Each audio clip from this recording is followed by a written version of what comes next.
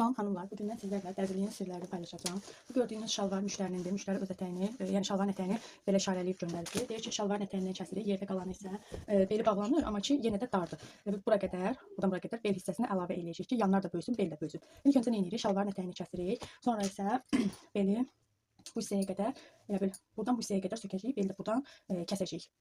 Getdik. İğnələyirəm belə şalvarın ətəyini. Hər iki tərəfdən də ki, ölçəndə görə ölçümüz birdir. Çünki mən ölçməmişəm, yenə deyirəm. Müştəri özü ölçüb göndərdi şalvarın ətəyini. Həmişə şalvar kəsəndə çox adam belə qoyub kəsir. Belə bir hissədə, amma mən belə kəsmirəm. Mən şalvarı belə qoyuram. İstəyir cins olsun, istəyir klassik olsun, fərqi yoxdur. Qoyun görəsiniz.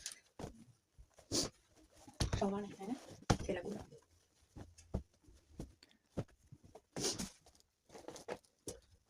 Birləşdiririk baş hissəmizdəki düzdür ya yox.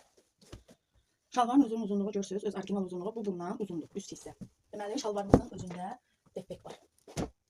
İndi bu tərəfə də çevirdim, yenə eynidir.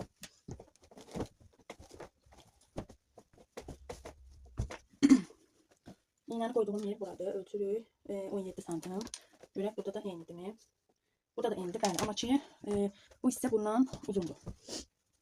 Üst hissə uzun olduğuna görə biz 16 santim götürürük. Hər ehtimala qarşı 1 santim uzun edirik ki, şalvar uzun olanda problem deyil, amma qısa olanda bizə problem yaranır. Bir də bir şey nəzərdə çatdırım ki, həmişə arxa tərəfi yarım santim da olsa ön tərəfdən uzun qoyuruq. Nəyə görə? Çünki arxa tabandır, ön tərəfdə uzun olanda qırışır deyə. Həm də ki, o şalvarı tamam fərqli göstərir. Burada 16 qoyduq. Arxada isə 15 götürürük. Santimetrlərin üstünə keçəndə 16 yarım qalır.